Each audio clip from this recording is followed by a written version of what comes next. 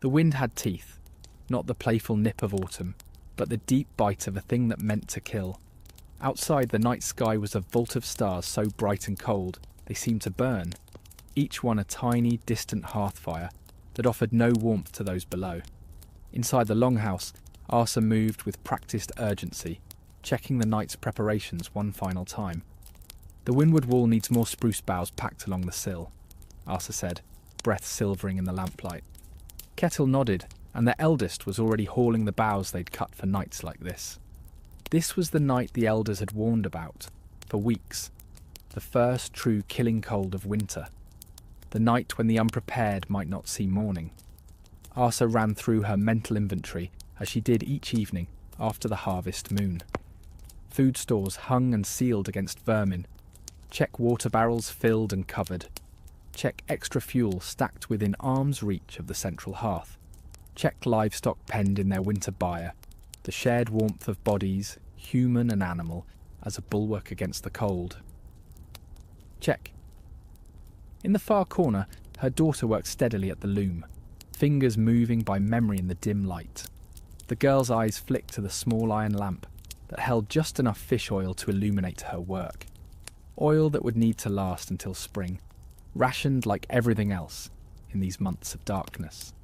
At the doorway, their youngest hung the sealskin door curtain, making sure the bottom edge lay flush against the threshold. Panic wastes heat. He moved with the slow economy Arsa had drilled into them since the harvest moon. 200 miles inland, in a clearing ringed by pine, Thorvald performed his own inspection. His settlement was smaller than Kettle's coastal farm, just 3 longhouses clustered at the forest's edge. But the ritual was the same. Check the roof for gaps where heat could flee.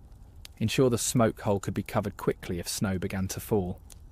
Count and recount the stores that must sustain them through the months ahead. Ragnhild moved among the sleeping platforms, checking that each person had enough layers of wool and fur. "The children's platform needs more straw beneath," she said quietly. "The floor is pulling the warmth out of them." Tonight would test all their summer's work. Nature would reveal any gap in planning, any flaw in preparation. The night must not fail. 1. Where north really is. Here's the first truth. North wasn't a pin on a map. It changed with sea, altitude, and daylight. Modern maps make Viking lands look uniformly frozen. The ground truth was a sliding scale of problems. Kettle's farm sat on Norway's western coast, warmed by the North Atlantic Drift, the Gulf Stream's extension. Winters were dark and stormy, more than strictly Arctic. Here, survival meant defeating wet as much as cold. Archaeology backs that up. Bedrock drainage cuts around buildings, long boat sheds, NAST, to protect vessels from gales, and storage arranged to keep goods dry, not just unfrozen. "We don't fear the cold as much as the wet," Kettle told his children. "Ice has rules you can learn. Water finds every weakness." By contrast, Thorvald's inland settlement near the Norwegian-Swedish border faced a different winter entirely. A continental climate locked in sustained freezing from early winter into spring. Snow climbed to a man's chest and temperatures sank lower than on the coast. Once the snow settled, it insulated the ground, and travel shifted to sled and ski. Houses sat on firmer foundations to resist frost heave. Wood piles grew taller, and food stores stretched further for long isolation.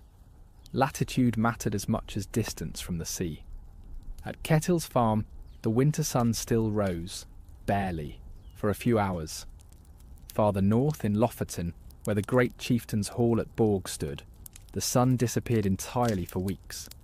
Excavations there reveal massive dwellings. The hall ran over 80 metres, with room for people, animals and provisions enough to weather complete isolation. Iceland added another challenge. The sagas remember scarce timber. Archaeology confirms it. Settlers built turf-walled houses, using stone and driftwood for framework, trading height for insulation, and letting the earth itself hold heat. Law codes noticed the difference. The Gulating law, Gulating, which governed much of western Norway, acknowledged regional needs and winter realities. Clauses assign upkeep to what mattered locally. On the coast, the maintenance of sea marks and landings. Inland, keeping winter roads and bridges serviceable. The law itself recognised that strategies for surviving the dark season varied even within a single kingdom. What united these landscapes was the rhythm of light and dark. Whatever the temperature, every community faced the sun's retreat. As autumn waned, days contracted with startling speed. By midwinter, even southern Scandinavia had roughly 6 hours of daylight. That compression of light shaped everything: work cycles, gathering and travel, and how households kept spirits intact. Wintertime was measured differently than summer, and Norse communities built cultural tools to carry the mind through the dark months. Clustered labour at the hearth, story and song, visiting when weather allowed, and, later, church hours that punctuated the night. In short, North was never one place but a moving set of constraints. Coast or inland, wet or dry cold, brief daylight or none. And families survived by reading which North they lived in. Anatomy of a longhouse. The Norse longhouse was not just a building but a survival machine, balancing heat retention, smoke management, space for people and livestock, storage and winter work under one roof. Ketil's coastal longhouse matches late Viking age Western Norwegian types found across excavations. About 30 metres long and 8 metres wide at centre, its gently curved long walls helped shed wind and snow. The foundation was boulder footings, supporting sill beams, lifting timber above damp ground. Walls stood roughly 2 metres high, built in stave and plank fashion. Vertical posts with horizontal boarding. Gaps were chinked with moss, hair, wool, and clay daub, materials that needed renewing as they compacted, a pattern visible in repair layers at sites like Borg, Lofoten. "A house has to breathe," Asa told her youngest, as they pressed fresh moss into seams opened by autumn rains. "Too tight and smoke chokes us, too loose and the wind steals our heat." The roof was the hardest problem. Viking-age longhouses did not have chimneys. Smoke from the central hearths rose to a ridge vent, Ljor. Households throttled that opening, in foul weather with boards or covers, trading ventilation against heat. Snow on the roof acted as insulation, but spring thaws meant leaks, hence a moderate pitch, steep enough to clear water, shallow enough to hold insulating snow. Inside, the house was zoned rather than roomed. Along the central axis lay 2 to 3 hearths in a house this size, seen archaeologically as bands of charcoal, reddened clay and ash. Around them unfolded most of winter life: cooking, craft, child-minding, mending nets and gear. Meat and fish could be smoke-dried from the rafters, and the smoke layer helped deter pests. Privacy was minimal. Sleeping platforms ran along the long walls, raised 1/2 metre to escape floor drafts. Bedding spread across boards and chests. Simple curtains gave token separation, but the household mostly slept in view of one another. Thorvald's inland longhouse followed the same logic with regional swaps. More split logs where sawn planks were scarce. A thicker birch bark layer beneath turf on the roof to bear heavier snow. And larger craft areas for woodworking and textiles, the winter's main work. Platforms were often built with storage compartments beneath to wring space from every board. Many longhouses show a shallow central trench down the floor's length, a practical gully lined with clay at some sites to catch spills, sweep ash, and drain meltwater dragged in on clothing and gear. The ends of the longhouse were specialised. In Ketil's coastal home, one end stored tools and precious trade goods. The other, behind a stout partition, sheltered priority livestock in the worst weather. Phosphate mapping of floors in excavations often marks just such animal zones. Heat for people, shelter for beasts, under one roof. Entrances were engineered for weather. Across Scandinavia, doorways show heavy posts and lintels, and in many places double door or porch arrangements that worked like a simple airlock, cutting heat loss when people moved in and out. "The door remembers who closes it," Asa would say, a line that agrees with Havermal's caution about thresholds. One careless latch, and a night's balance of warmth and air could fail. Heat and light management. In the Norse winter, heat was life and light was sanity. Managing both wasn't comfort. It was the organising principle that everything else bent around. The hearth, the long fire, Langolder, formed the literal and figurative centre. Excavated longhouses show these were engineered features, not casual campfires. At Ketil's coastal farm, the main hearth was a stone-lined trough, about 2 metres long by 1 metre wide, bedded with sand and clay to spread heat and protect the floor. Fire is a servant that kills the careless. Ketil warned new arrivals. The sagas remember winter house fires, and excavations often preserve the burn layers that prove them. Hearth routine aimed for steady embers, not showy flames, heat without waste. In summer we cook over flames, Asa told her new daughter-in-law. In winter we cook in the coals. Fuel and food both went further that way. Fuel was sorted by job. Wood piles at waterlogged sites show deliberate grading by species and size. Birch for hot, clean burns, resin-rich pine knots / fatwood when extra light was needed. Slow, dense pieces banked for overnight smoulder. The right log at the right time meant fewer trips to the pile in the dark. "What if the fire dies?" a child asked on a cutting night. Every household kept a fire kit, a fire steel and flint, tinder fungus, amadou, processed from hoof fungus, birch bark curls, and tow or teased fibre for kindling. Friction fire was a last resort. Spark and tinder was faster when seconds mattered. Smoke management was a system in itself. With no chimney, smoke rose to the roof and drifted out the ridge vent, a lure. Surviving timbers and soils show heavy shooting near the roof, fading toward the floor. The result was stratification, clearer air from floor to shoulder height, smoke thickening above. People learned to live in the clear layer, work, pass, and cook low, while the smoke helped cure meat and deter pests higher up. Light followed the same logic of thrift.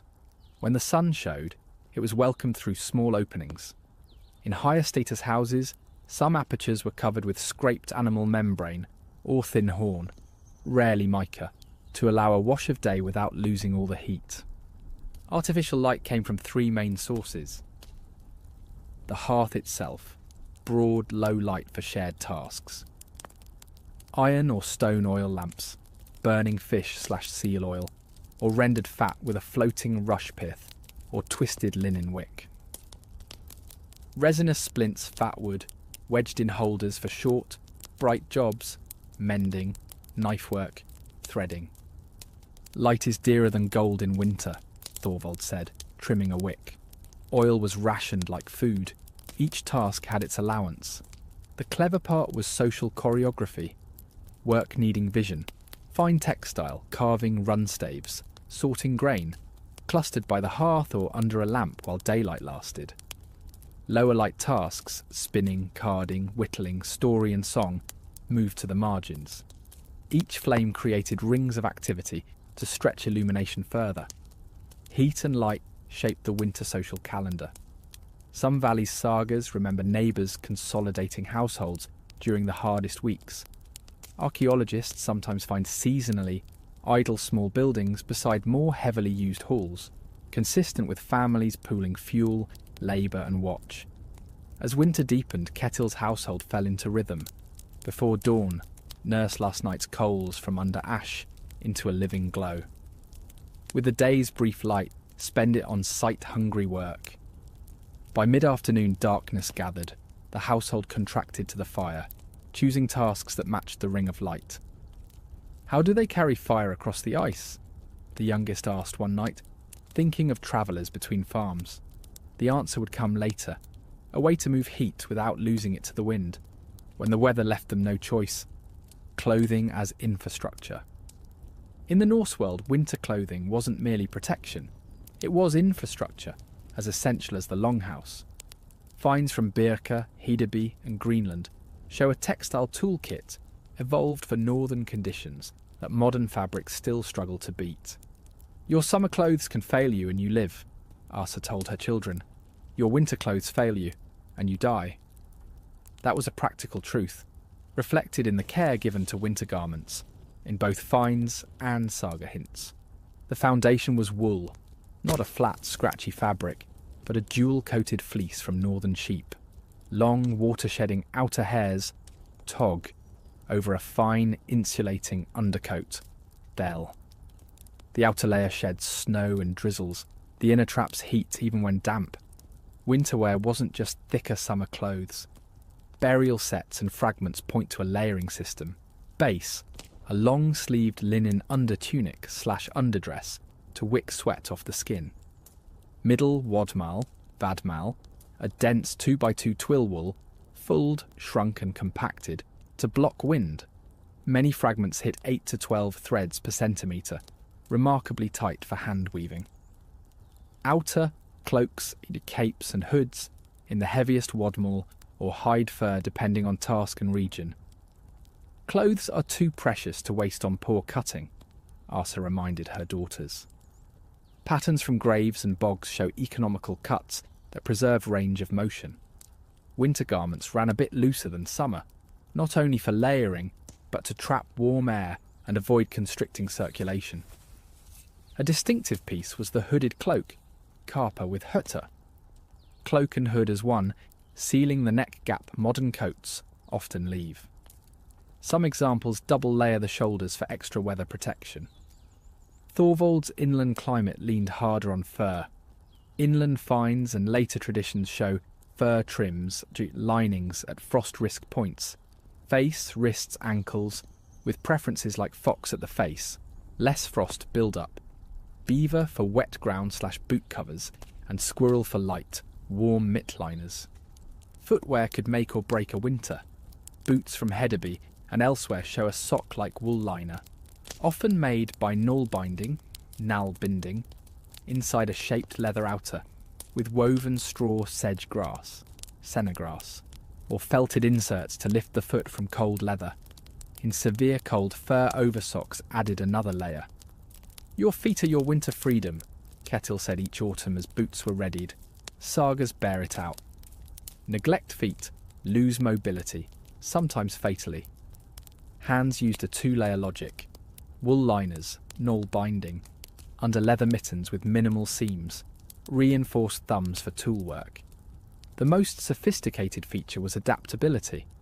Many garments used ties and lacing rather than fixed closures, letting the wearer vent while working and seal, when still, preventing the sweat then freeze cycle that ruins a day in the cold. Children's clothing mirrored adult sets with extra knee-elbow reinforcement. Outerwear was often cut large and handed down, stretching scarce cloth through multiple seasons. Maintenance never stopped. Stitch marks and patching show repeated repairs at stress points. Fulling and the fleece's natural lanolin gave wool its water resistance.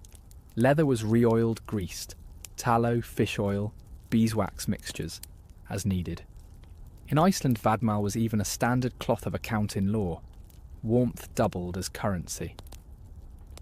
"Clothing is your first house," Asa told her youngest as they sewed. The same logic shaped sleeping gear, platforms layered with straw or hay, then wool blankets and furs to build a warm microclimate through the long night. By the first killing frost, both Ketil's coastal household and Thorvald's inland settlement had their layered systems ready, tailored to tasks and exposure. The clothing infrastructure stood, first line of defence against the winter to come. The food year, making winter calories in summer. In the Norse calendar, winter eating began in summer fields. The rule was simple and unyielding. If you eat it in January, you earned it in July. "The winter stomach is filled by summer hands," Ketil told his household through the harvest rush. That wasn't a proverb so much as the operating system of the year, confirmed by archaeology and echoed in law codes that keep returning to winter security. Excavated farms show storage size to households, not guesswork. Granaries on posts to keep out damp and vermin, sunken pits lined and sealed, and lofts for fodder and food.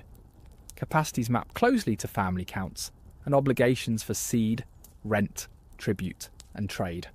Law codes took winter scarcity seriously. In the gulleting tradition, Coastal districts legislate sea marks and landings. Inland clauses regulate roads, bridges in winter. And across regional laws you see restrictions on selling fodder or grain at the wrong season, and rules for resolving hay and winter feed disputes. In short, don't imperil winter to profit in summer. On Ketil's coast, the food year really began with spring cod. Coastal sites preserve specialised gear for the spawning run, and heaps of fish bones in middens. Heads fed soups and stews. Bodies were split and air-dried on wooden racks, into stockfish, scried. A durable protein that keeps for years if well stored. Experimental archaeology and modern practice both confirm it. Fish swim into our larder twice a year, Ketil said of spring and autumn runs. Thorvald's inland rhythm leaned more on grain, hunting and hay. Storage spaces are larger. Hunting kits are more common. The growing season was short but intense. Long light compensated. Pollen and macrofossils point to barley as the core grain, with oats and rye in places, flax, peas and broad beans, and garden plots for onions, cabbage, turnips, kale, chosen for keeping qualities, not glamour yields. 3 fields feed us, Thorvald told his children, the ploughed field, the forest, and the wild meadow. Archaeology backs the mix. Hazelnuts, berries, mushrooms and greens show up regularly in deposits. Not just famine food, but planned seasonal harvests dried, smoked or soured for winter. Livestock strategy was ruled by hay. Kill-off curves in bone assemblages show autumn culling, a precise match between fodder on hand and mouths carried. 1 cow kept through winter eats what would feed many, Asa said, as the slaughter month neared. Breeding cows, milkers and work animals were kept. Young surplus stock went to the salting barrel or smoke rack. Summer milk had to be turned into winter. Finds include ceramic strainers, wooden churns and vessels suited to cheese making. Milk becomes winter through our hands, Asa said, working butter with salt where available, dear in many districts, and storing it cool. Cheeses dried or aged in ventilated spaces to travel the dark months and ease digestion. Harvest was an all-hands sprint. Iron sickles, wooden rakes, flails. Sheaves cut and stoked fast, before weather turned. Timing mattered. Downpours flatten and rot grain. What happens when stores run low? Ketil's youngest asked over the clatter of threshing. The question hung like a bell. Everyone knew the answer was discipline, in the field and in the storeroom. Autumn brought inventories, not just counting, zoning. Grain by type and use. Seed versus porridge versus ale. Fish by batch. Meat smoked, dried or salted. Dairy by age. Fodder measured to the mouth. Excavated storerooms show order, containers by purpose, access arranged for what's eaten now versus dead of winter. By first snow, the larder was as full as the year allowed. The next task was just as hard. Make it last, through wind-black nights and the long road to Thor. Preservation toolkit. Winter survival depended not only on what food you had, but how it was kept. Over generations, the Norse built a preservation toolkit, well attested across Scandinavia, that turned summer's perishables into stable winter calories. Food dies many small deaths before we eat it, Ketil said as they laid in stores. Our work is to choose how it dies. That pragmatism shaped every method. Salt was the most prized preservative on the coast. Sites with salt boiling pans and storage containers show production where fuel, wood/peat, was handy. Boiling brine demands fire. Salt travelled as a high-value trade good, and in some districts dues could be rendered in kind. Fish, cloth, salt, depending on custom. On Ketil's fjord, salt went first to fish and select meats. Middens show the cut patterns. Heads off for soups. Bodies split, salted and barrelled. Properly packed, salted fish will last years if kept dry and cool, confirmed by both finds and living practice. Inland, Thorvald leaned harder on smoke. Excavations reveal separate smoking huts with adjustable vents and hanging racks. Alder, birch and juniper were favoured, chosen for their preservative smoke and flavour. Hot smoking cooked food for near-term use. Cold smoking at lower heat built long keeping into meat and fish. Fermentation, controlled souring, was the quiet workhorse. Archaeology gives us the containers, tubs, barrels, lidded pots, and useware. Residue studies point to repeated souring cycles. Cabbage, turnips, and other vegetables were salted and weighted under brine in wooden vessels. Fermentation is taming wildness, Arthur said, pressing cabbage beneath a board and stone.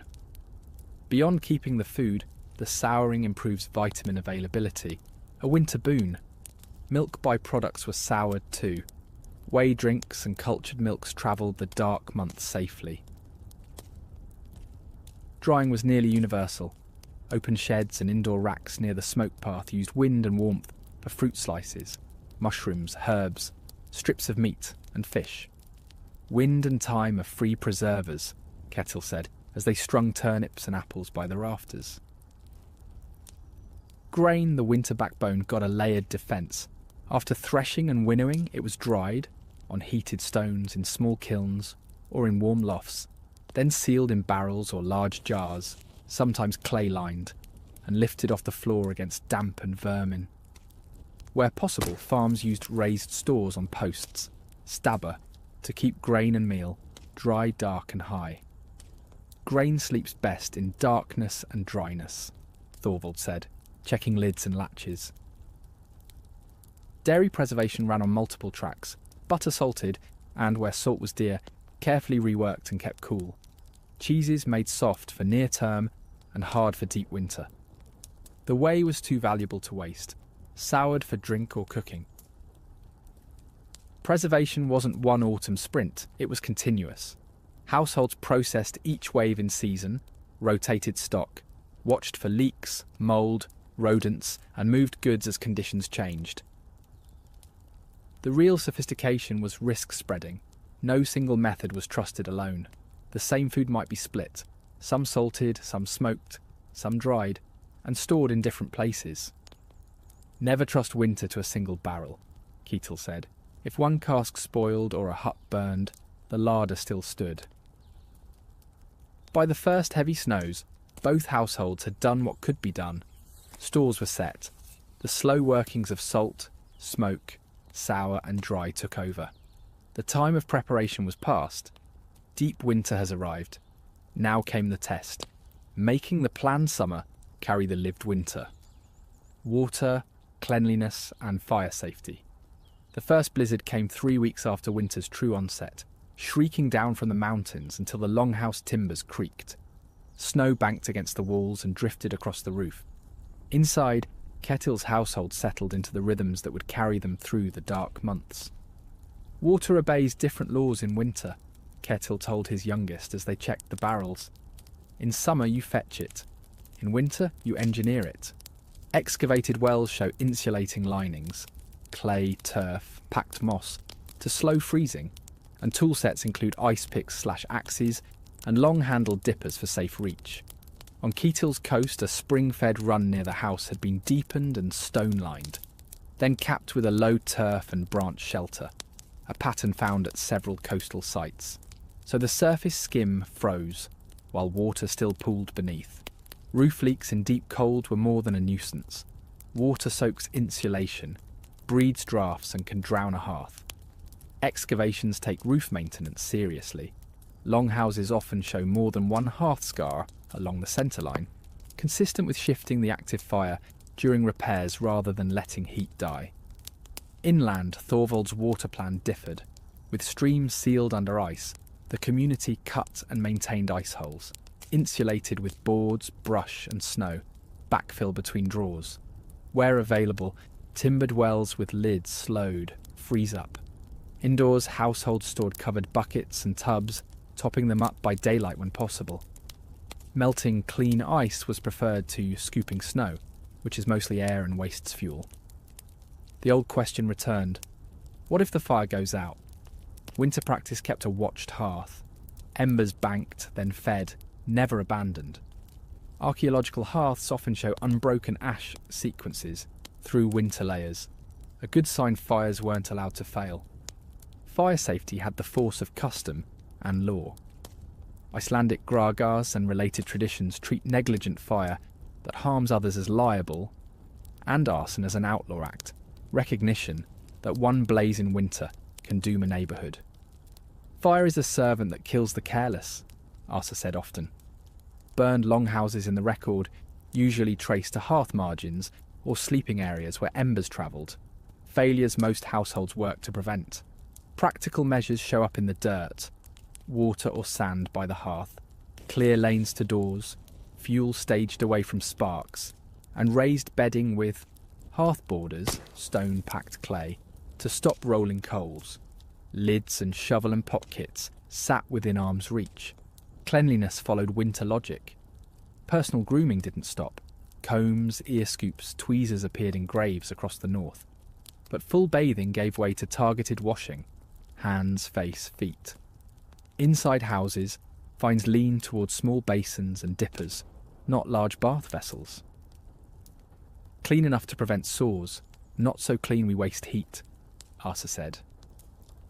Wool garments were brushed and aired more than washed, preserving the fleece's lanolin and water shedding. Laundry focused on essential layers.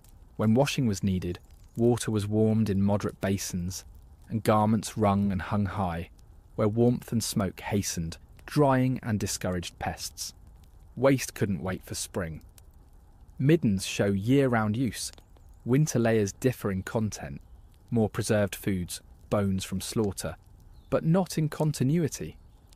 Settlements set middens downslope and downwind, close enough to reach in weather, far enough to spare the door.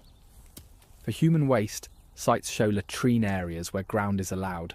In hard weather, chamber pots, wood or ceramic, handled the night, with morning disposal on footpaths beaten safe. By midwinter, both households ran their systems with economy. Water drawn and stored covered, hearth watched, lanes kept clear, grooming maintained without wasting heat. These mundane routines, water, fire, clean paths, clean hands, were the quiet infrastructure the rest of winter life stood on. Sleep, shifts, and the night economy. The winter night was not one darkness, but a world of its own, with textures and rhythms that shaped household life. As the sun shrank to a pale visit, or vanished entirely in the far north, sleep adapted to preserve fuel, sanity, and the work of survival. Night is longer than day, but work is longer than sleep, Thorvald said, as routines settled in. Direct evidence for sleep cycles is indirect in archaeology, but historical sources across Europe describe segmented sleep, two sleeps with a waking between, and Norse longhouse layouts make room for that rhythm. The night has two sleeps with a waking between, Asa told her daughters. Platforms along the walls show wear from lying and sitting, and small finds near hearths, textile tools, knife offcuts, gaming pieces, fit quiet middle night activity in low light. First sleep began soon after dusk. Lamps were snuffed early to save oil. The banked hearth gave enough glow for safety. After several hours came the middle night waking, a spell of low light work and talk by the embers. Tasks then were simple and necessary. Check animals, tend the fire, turn hanging meat, listen for weather. It was also the hour for story, planning and private speech that day seldom allowed. The quiet between sleep heals the mind, Thorvald said. In a house full of bodies, that interval offered a thin strand of privacy. Second sleep ran to dawn, or the grey that passed for it. Winter activity patterns shift in the layers. More work clustered into the brief daylight. Evening tasks gather around the hearth. Fires show continuous ash sequences through winter floors, suggesting the house was never unwatched, good for safety and for the ember that started each day. To fend off cabin fever, wintertime was structured. Longhouse interiors sort into zones, cooking, craft, tool care, social sitting, so people moved between kinds of work, not just hours. The night economy focused on jobs that needed little light, or mostly touch. Textiles, Spindle whorls are among the most common household finds. Spinning can be done by feel once a twist is set. Fingers remember what eyes cannot see, Asa said, drawing thread by the hearth. Wear on whorls and distaffs speaks to constant use. Woodwork, whittling, peg making, handle fitting. Close work seen in chips and knife marks in winter layers. Small repairs accumulate when fields sleep. Small craft and maintenance. Leather patching, net repairs, needlework, tool oiling, all feasible with ember light. Games and teaching. Gaming pieces, Hanefa tafel sets, bone counters. Turn up widely. Children's toys, little boats, animals, spools, mix into living areas, showing play within adult workspace.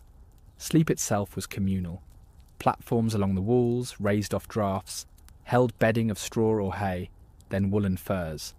Shared body heat was a resource as real as wood. By midwinter, both households ran efficient night economies, rest braided with production, watchfulness braided with warmth.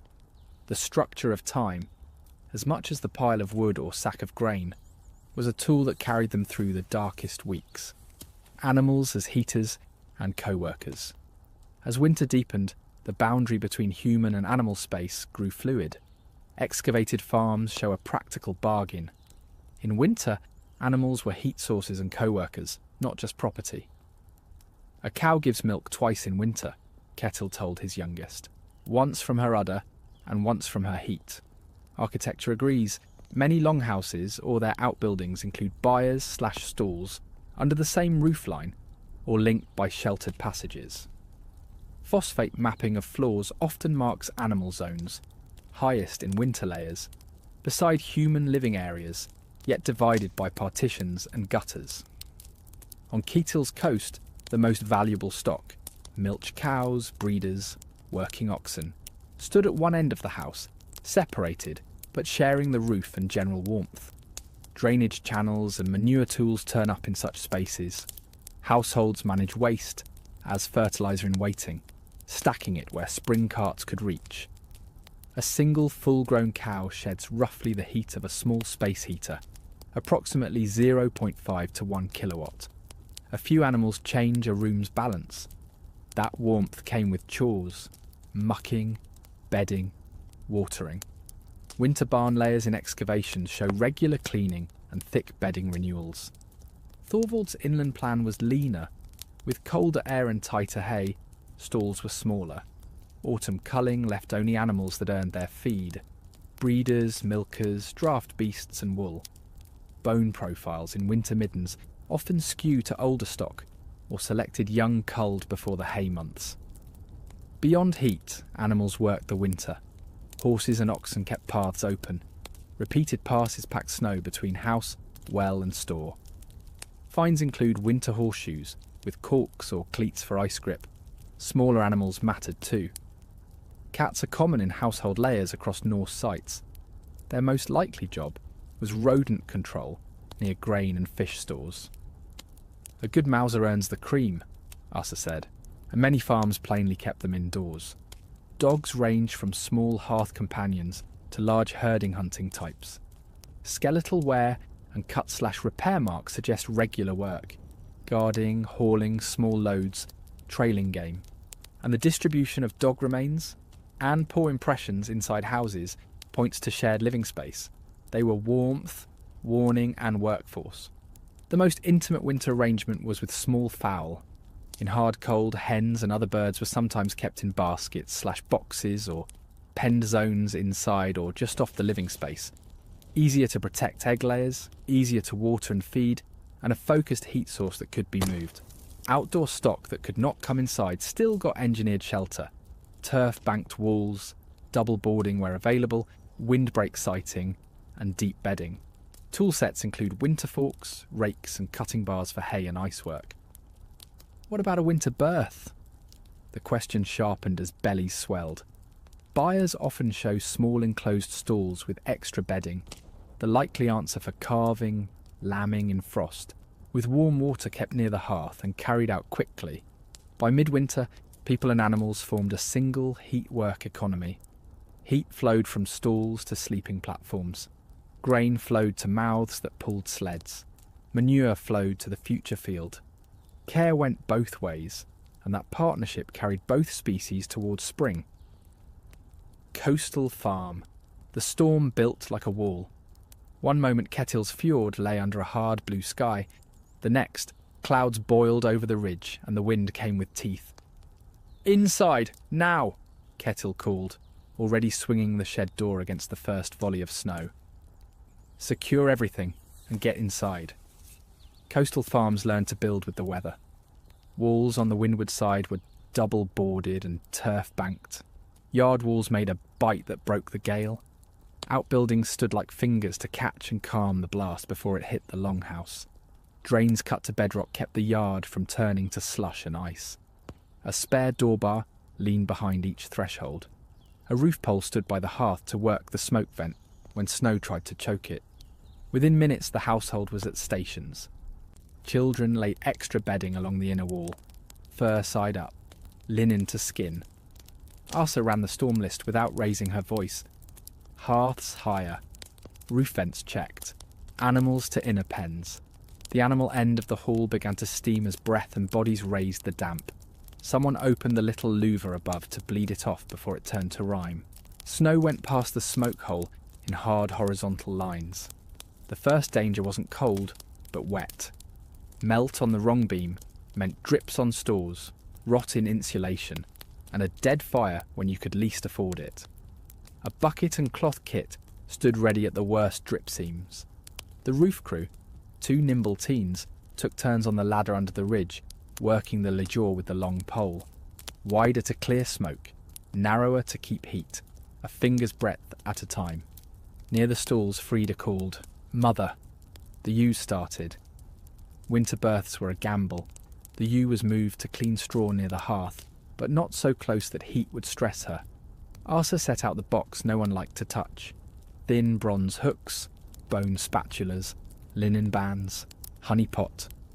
Ragnhild warmed hands under her cloak before she touched anything alive. "Hold steady," Asa said. The labour hung, then stalled. She worked by memory and breath, not panic. The lamb came small and silent, then coughed and found its voice. Tallow rubbed into tiny ears, straw for drying, nose to fix the bond. "Small, but it lives," Asa said, and only then looked up. Inside, routines narrowed to storm mode. Water was melt snow, not a fetched stream. Cleaner in a blow and safer than crossing the yard.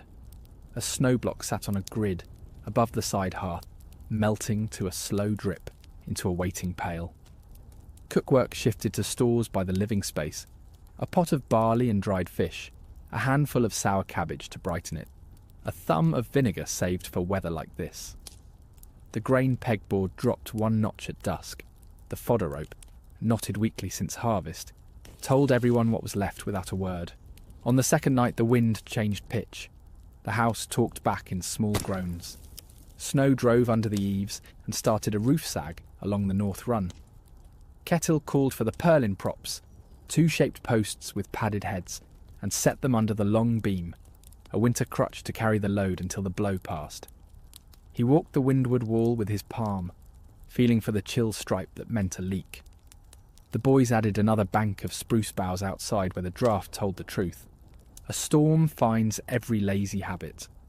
The door discipline stayed tight, 1 at a time, in and out, curtain closed, latch set. Ash lids went over open lamps before hands left the room. Children learned the quiet walk in a storm. The house carries sound differently when it's under strain. By day 3 the new lamb flagged.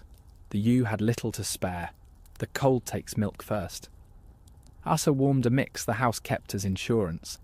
Cow's milk thinned with whey, sweetened with a bit of honey for quick strength. A hollow bird bone served as a thin tube.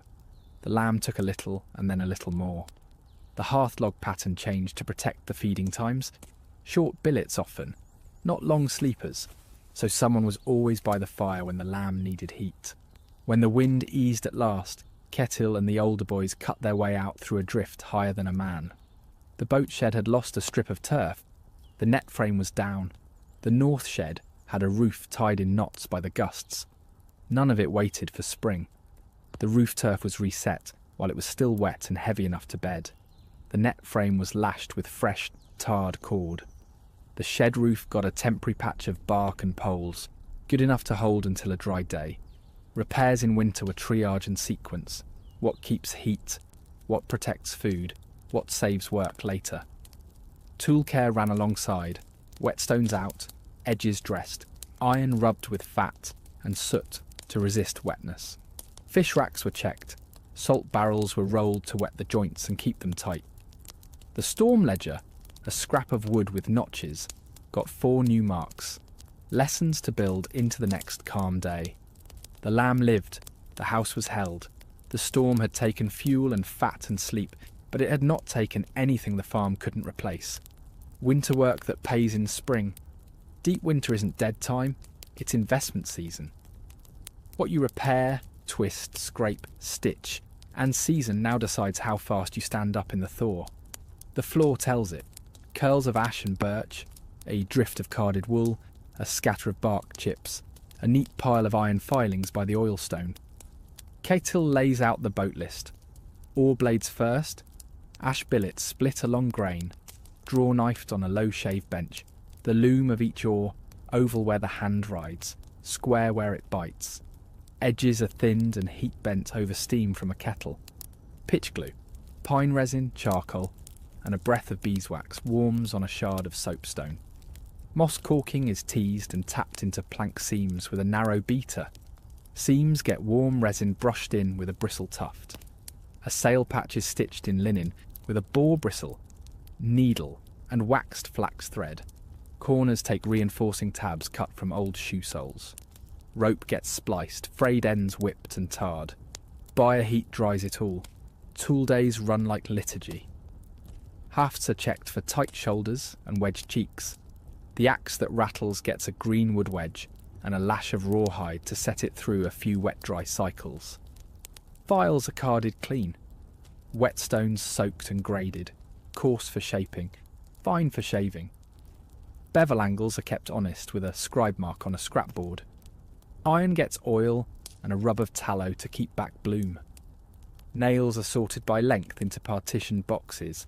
The nail puller and pincers sit on the same peg every winter. Thorvald's inland bench looks different. Sled runners are laminated, thin ash slats glued with warm birch tar, then clamped with withies and set to cure by the hearth. Runners get bone or hornware strips, drilled and pegged. Snowshoes webbing is rawhide, cut wet, laced tight, dried then oiled to hold.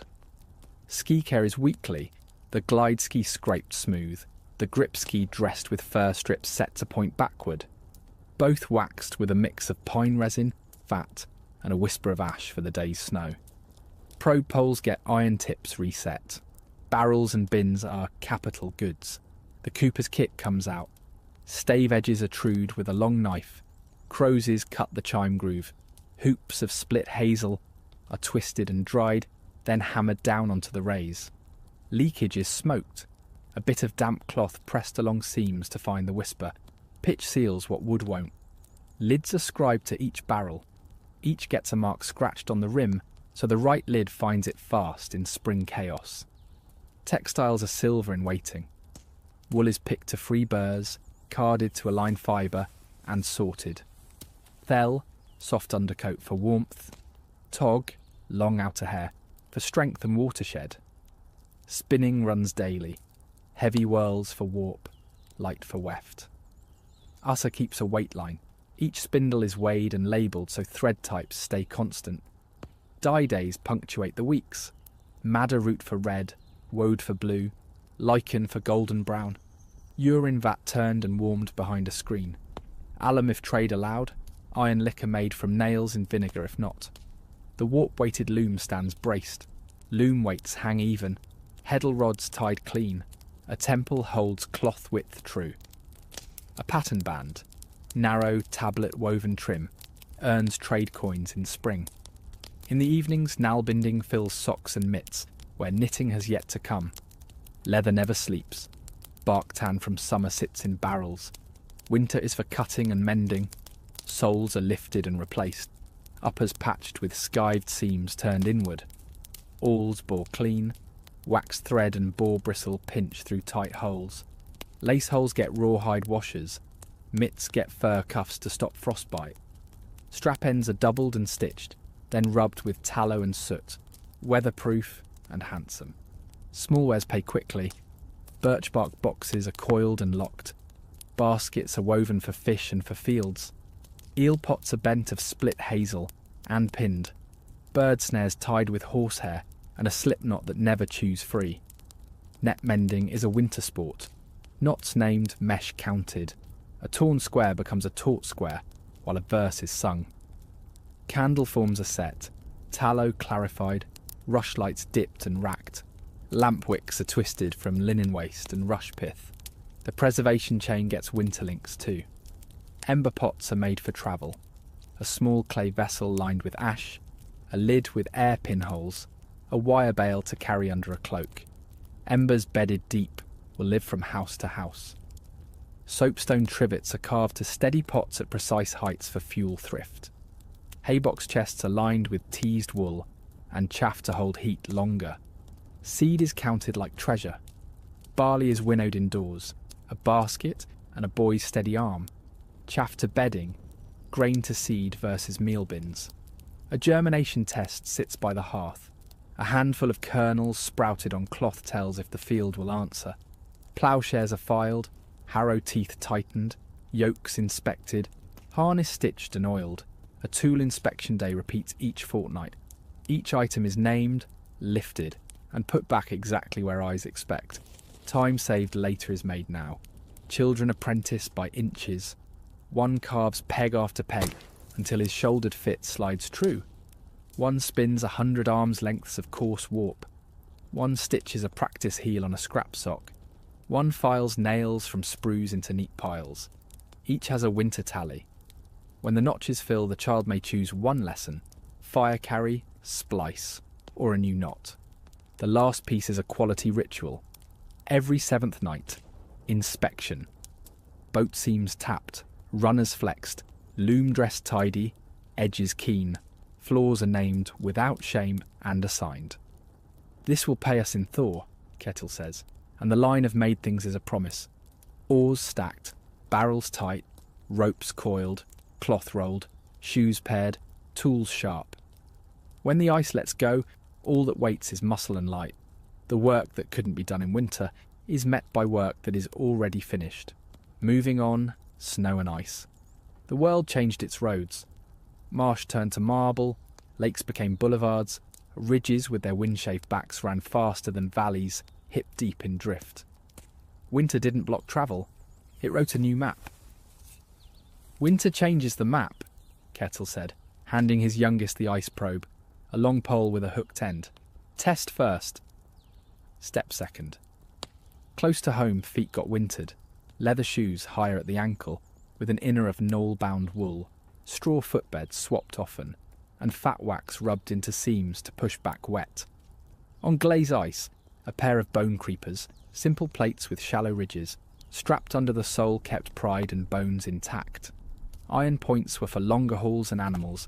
For distance, travel split into glide and haul. Skis lived through summer in the rafters and came down to be planed, waxed with resin and fat, and matched. One grip ski with fur laid for bite, one glide ski smoother and longer for speed. The binding thong sat over the forefoot, so the heel could lift clean. 1 foot pushes, 1 foot flies, Thorvald said, and the boy found the rhythm in 10 falls and 1 good run. Loads rode sleds, hand sleds with curved horns to pull by, or low drags behind a horse with cleated shoes that bit ice. Runners wore replaceable wear strips. Cross pieces were lashed so they flexed over rough ice instead of shattering. A lashing kit, thong, awl, pitch, rode with every sled. Winter eats rope. The sea doesn't truly sleep. Along the fjord, shore ice formed a rim. Beyond it, black water heaved and bellied under the wind. Fishers ran ice boats where they could. Light hulls they could push on ice and row in water, with reinforced forekeels for the hard part where the two met. Boat hooks and ice poles did double duty, keeping the craft off the bad edge and testing ahead.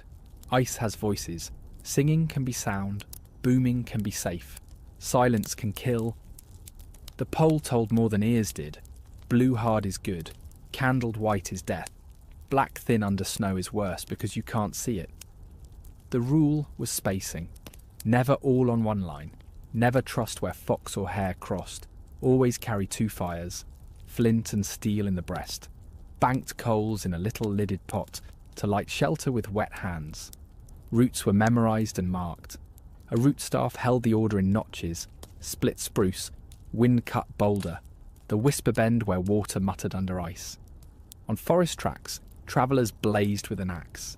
2 cuts high on the side you should keep to on the way out, 1 on the other for the return. On open lakes they set brush wands at long intervals. In a storm a man could catch sight of one like a promise. "White out rules," Thorvald said before they left. "Stay together by hand or line, tree to tree if the world goes blank. Dig fast shelter if wind goes to scream." Shelter was a slit in the drift, roofed with a small sled, lined with boughs, sealed with snow blocks, warmed with the ember tin and a screened lamp. Steam tells on you, so does panic. They ate fat cakes and a wedge of hard cheese, drank hot snow from a pot that never fully left the coals, and slept in turns with boots under the shirt so they wouldn't freeze stiff. Signals were old and few. 1 longhorn for fire, 2 for stock loose, 3 for strangers, many for fight. At night a shaded lamp swing, once, twice, thrice, told a watcher which code to rouse. Time was kept by fuel and cold. A 2-billet watch or a 4-billet watch. Frost climbing the inside of the curtain, an inch every hour when the wind backed north. Animals changed the speed of everything. A small fjord horse with winter shoes took a path down to ice and made it a road by sheer repetition. Oxen moved slower, but pulled through what horses refused, given time and a man with patience. Dogs kept their own lanes, packing a thin trail faster than any person could, and warning with a lift of hackles when the ice talked wrong. When something went bad, and winter makes sure it does, the plan came out of pockets. Spare thong and all for a broken binding, pitch for a cracked runner, bone needles and waxed thread for a glove seam split, twine for a repair that had to hold until home. A small fold of dry tinder fungus lived in every pouch. More than one life has hung on that brown scrap, taking a spark when fingers wouldn't. The coast and inland read winter differently, but shared the grammar. Test first, spread weight, mark the route, carry fire. You can see the language in the ground where a winter went well. No broken runner left to rot. No hoop iron abandoned in the reed ice. Only the faintest of brush wand shadows standing like punctuation in the wind. When the map thaws, these roads vanish without goodbye. Until then, they are the fastest lines the year will draw. Inland hamlet. The warning came at dusk, 3 clean horn blasts rolling off the frozen trees. In summer, visitors were ordinary. In deep winter, unexpected movement meant risk. "Secure the stores," Thorvald said, taking up his axe. "Tool first, weapon if needed. Everyone into the main hall." Upland farms along the Norway-Sweden line carried winter defences into their daily layout. Sightlines were kept clear of drifted snow. 2 approach paths were maintained in case one choked. Core stores sat where they could be guarded if doors were forced. Outside, the snow itself was part of the plan. Paths were packed narrow to force single-file approach. Windbreak hurdles doubled as screens so you saw arrivals before they saw everything inside. A spare door bar leaned by each threshold. A hand sled stood at the back exit with a blanket roll, an axe, and a small chest of first things to save. The boys had banked a snow berm along the windward wall earlier in the week, now both insulation and low breastwork. In the rafters, a coil of plaited rope and a bundle of stake pegs waited for fast problems. Within minutes the 3 families had gathered. Children went to the raised platforms. Water cauldrons came up to the hearth, good for cooking, ready for dousing if embers leapt. Men stood by doors and wall slits. Inland halls often preserved this logic in their bones. clear views to entrances, tools near access points, and a thought-out way out. Torches glowed at the tree line, 6 figures on skis, hauling a small sled. Through the smoke hole, Thorvald watched their pace and spacing. "Not raiders," he said at last. "Too open, and they bring a wounded man." Winter violence had its own grammar. Quick strikes, quick retreats left burned thresholds and bodies near doors at some attack layers. Little warning, brief fights. This approach was different. Ragnhild, the most practiced healer, set her kit by the warmest hearthside. Needles, linen strips, a small box for salves, tools for splits and frostbite. Inland finds often include such pieces. Winter care didn't wait for spring. The visitors were from a hamlet 2 days east. A storm had scattered their hunt. A skier had broken his leg on hidden timber. Hospitality protocols, visible in many house plans as overseen guest space in view of hearth and door, came into play. "East platform," Thorvald said. "Clear a spot by the centre hearth for the injured." Help began with heat and water, not bread. The travellers sat until their hands softened and faces lost that frightening stiff pallor cold gives. Then broth, never dry bread first. Warm liquid woke the gut without harm. Portions were measured against the week. A pegboard by the grain bin marked how many scoops remained. Each evening 1 peg moved down. Guests ate what the house ate, and once warm, worked what the house worked, fetching melt snow, shaving kindling, mending bindings. So gratitude turned quickly into shared labour. Gifts were small but binding. A length of good cord, a chip of whetstone, a twist of pitch. The unspoken rule was simple. No one leaves a house poor in winter if it can be helped, but no house bleeds itself white.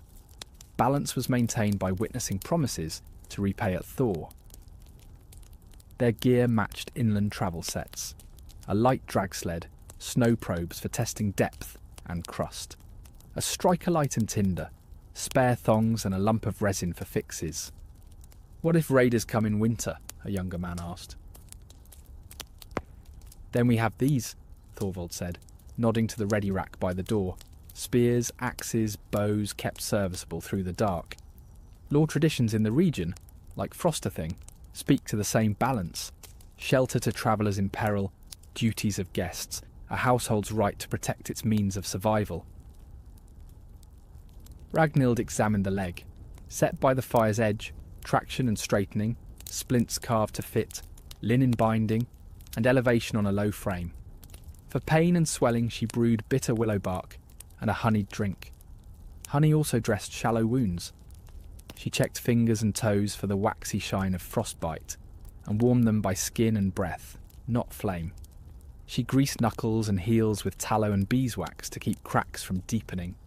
A small clay cup by the hearth held charcoal powder to dust weeping skin.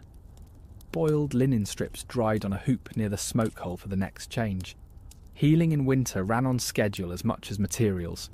Dressings at the middle night waking when the hall was quiet, doses noted by the fire's feeding rounds, and lessons for the patient.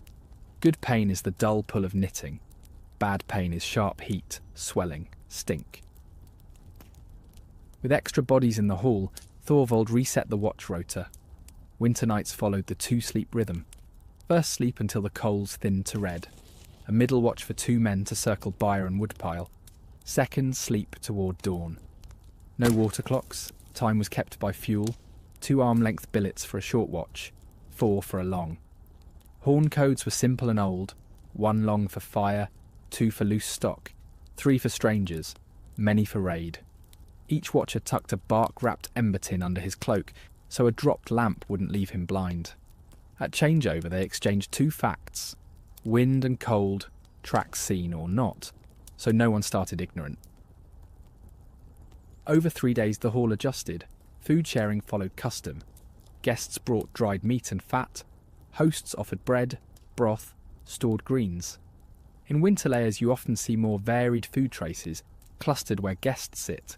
2 households' provisions meeting in one pot. Chores rotated without fuss. Someone always with the injured. someone always tending coals, someone always checking where drift pressed too hard on the windward wall. On the fourth day, the man was stable but not travel-ready. News had to go back. A companion could not be left alone. 2 stay, 4 return, Thorvald said, a common winter bargain. You can read such choices in the middens, a brief rise in fuel and food use where guests linger, a drop where messengers depart with rations taken. Departure was a method, not a hurry. They laid a root staff on the bench and notched it with landmarks in order. The split spruce, the ice-scarred boulder, the bend where the creek muttered under the skin of ice. A runner shoe and 2 spare thong lashings went into a dry pouch with a thin bone awl, a flat of pitch wrapped in birch bark, and a small needle case. Each man carried 2 fires, flint and steel in the chest pouch, banked coals in a lidded ember box, and a leaf of dry fungus for a quick catch. If whiteout came, they would make tree-to-tree progress by touch, setting a marker branch every 50 steps to find their way back if the ice spoke wrong. They left in a grey light, the hall quieted to the work of staying warm and fed and whole. By the wolf month, the sun's arc had lifted a finger's breadth, enough to throw a thin blade of light along the floor at noon. It cut through a hall that ran on tallies. The grain peg stood at half. The fodder rope, knotted every week at harvest, hung a quarter from the beam. The wood wall showed a pale rectangle where the last stack had stood. People read these like scripture. Hard trials queued themselves. Illness first, coughs that lingered, an ankle that swelled each night, a child's ear that burned at the touch. Then temper, the mutter about a door left on the latch, the quick snap over a miscounted scoop. Thorvald set a speaking hour at the middle night waking. Complaints were heard, answered, and barred from the day. Food changed colour. Fresh had gone. The sour barrel and the dry bin ruled. Asa brightened stews with the last dried apples, and a thumb of beer vinegar saved for this month, and taught the girls to toast a little flour to pull nut sweetness into lean bread. A fat cake, dried fish bound with tallow and herbs, was cut and shared on the 7th day, more symbol than meal, but strong for morale. Still, the frameworks held. Heat and light tended on schedule, movement planned, mutual aid honoured. Guests became helpers. Helpers became friends whose names would be remembered at Springmoot, when favours were reckoned. The map of snow would change again soon. The first drip would tick from the eaves. A bird would misjudge the cold and sing. Not yet. Between now and then lay the long practice of doing the next necessary thing, in order, together. Health, injury, and remedies. The fever took the smallest first. Ketil's youngest woke hot and glassy-eyed, breath whistling in her chest. Asa didn't raise her voice. Lamp lower. Herb, chest here. Curtain up. A spare wool hanging made a little bay at the end of the sleeping platform. Warmth kept in, cough kept out. A dedicated cup and spoon were set beside her. The household knew not to share. Winter sickness had a shape coastal people recognised. Wet air, smoke, close quarters, and the slow creep of chest sound from rough to tight. The remedy chest held dried thyme, yarrow, angelica, Iceland moss, juniper, birch bark, and a lump of spruce resin wrapped in linen. The little hand mortar, stone with a shine worn by years, made dust from leaves. Steam came first. A shallow pot near the hearth took water and a pinch of thyme and pine resin. Hot stones, lifted with tongs and wrapped in damp cloth, went in one by one until the breath rose sweet and sharp. Asa held the child's head beneath a linen tent and counted slow breaths until the chest loosened. A chest salve, goose fat cut with a smear of resin and juniper, went over ribs and back, rubbed until skin warmed. For the cough, a thin honey water with a whisper of angelica. Not strong, not much, just enough to soothe. Sit her up when she sleeps, Ketil said, setting a wedge of straw bolster behind the girl's shoulders. Midday, when the wind went briefly still, the lior opened wide, smoke bled off, damp purged, bedding aired by the open vent for a count of 100, and then down again before the room lost its heat. Inland the cold cut is different. Thorvald's men hauled a buoy from black ice, with hands that burned from it. No fire. Wool first, Ragnhild said. Wet things came off with a knife and care when the cloth wanted to cling. The boy went into dry null-bound wool, layered light and many, laid near but not too near the flame. Warm stones, smoothed last summer for this very use, heated in the ashes, wrapped in cloth, and set to armpits, groin, and between shoulder blades. Heat the heart first, fingers last, she told the younger girls. When colour returned to the lips and the shiver came, they fed him broth and sweetened whey, not much at once but often. Frostnip they knew by sight, white skin that turned red with sting. Frostbite they feared, wooden and numb. No snow rub. No open flame, Ragnhild said. Hans went into lukewarm water in a wooden bowl near the hearth and sat there while someone told a long story. The heat rose with patience, not courage. Bones broke anyway. A fall from a sled, a misstep on rhyme. Thorvald's splint basket waited by the door. 2 flat laths, 2 rounded wool pads, linen bands, a sling. The bone remembers its line, he told the man with the bent forearm. 2 men held above and below. Thorvald drew straight in one smooth pull while the breath was out.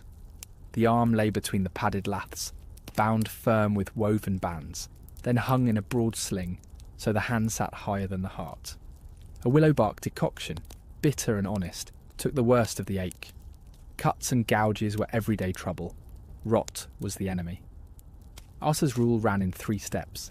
Clean first, close second, protect third.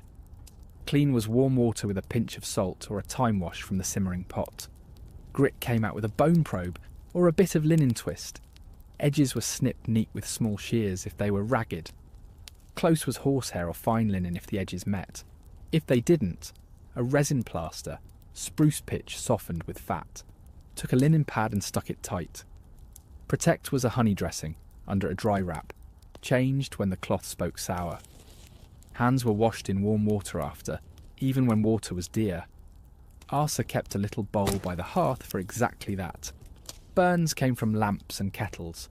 Cold first, snow packed in a cloth, or cool water poured steady from the dipper.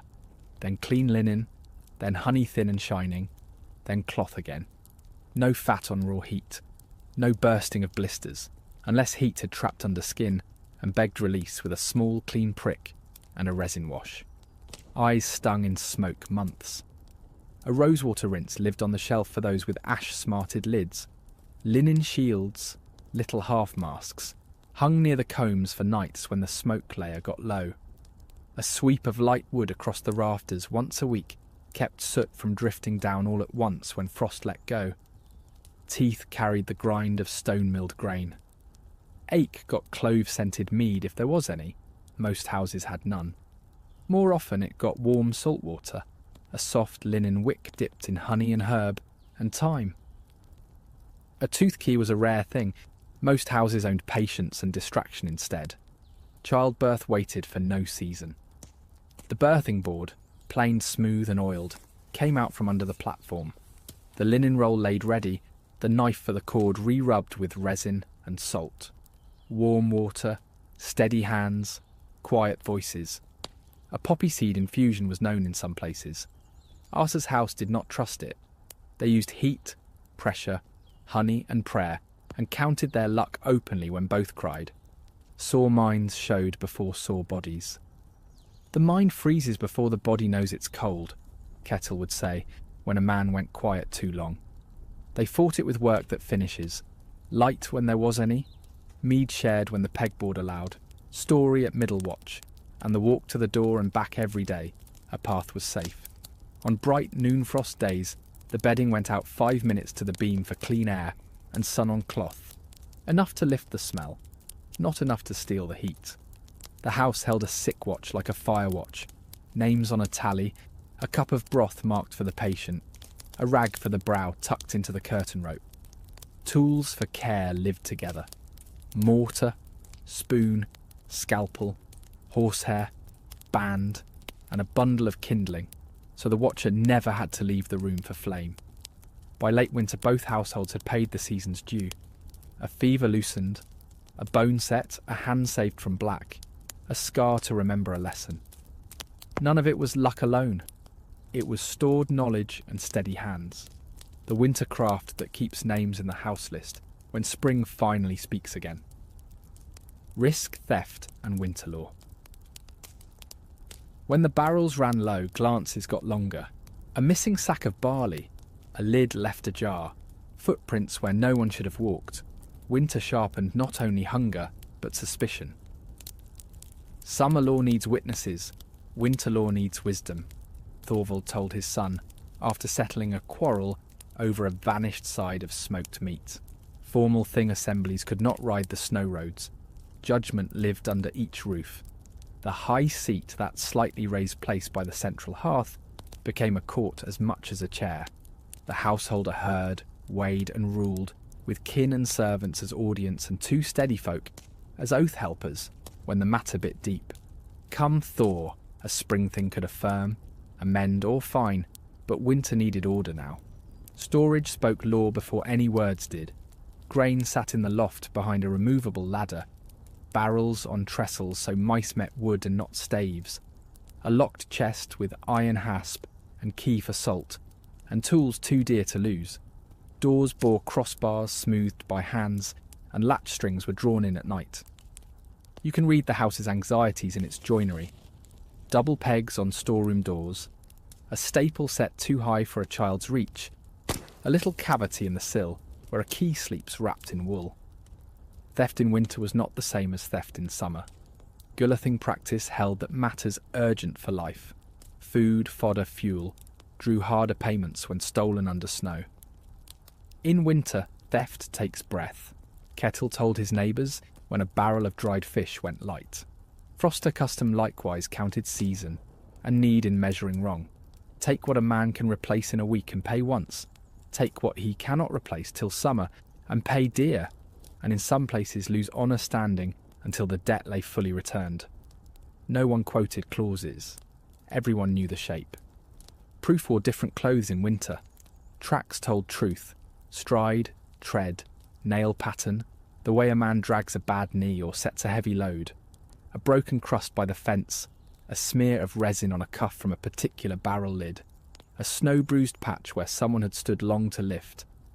Arsa would walk a dispute with a stick, and patience while tempers cooled by the fire. If proof ran thin, the householder could demand an oath on the ring, hand to iron, name spoken, claim made clean. Refusal weighed nearly as much as a confession. Some takings were lawful borrowings under winter need. Gulathing custom allowed a traveller to cross fields, to cut shelter boughs, even to take a hearth ember if death stalked close, but the taker must leave a token, a knife, a belt tongue, a carved tally, and report at the first door. Fail that, and the taking slid into theft. This is why a tally rod hung by Ketel's door. Notches for loans of tools, fodder, salt, with marks matching pledges left behind. Inside the community, winter justice moved in steps. Hold fast the peace, cool words, separate the barrels, set 2 men to watch. Hear both stories at the high seat, walk the places named. If proof stands, set compensation. In kind if possible, grain for grain, fish for fish. Else value in silver, measured by season and scarcity. If proof fails, demand an oath with 2 oath helpers. Record on the tally, bind with a hand clasp over the oath ring, due at Thor if not sooner. If a man will not pay, mark him low in honour till spring thing. Until then he sits far from the fire and last to the bowl in other houses. Fire had its own law. Gragas called careless flame a grave error. Embers carried to bedding, lamps swung under dry thatch. Fines and out-settlement could follow. Arsa kept water at the hearth, an ash tub with a lid, and a lamp hook set well away from curtains and rope. Children learned the phrase with their letters. Ash cold, ember dead, door barred. A man who smoked the loft with a greenwood blaze kept watch for 2 nights as penance, lamp in hand while the rest slept. Out beyond the fence risk wore strangers' boots.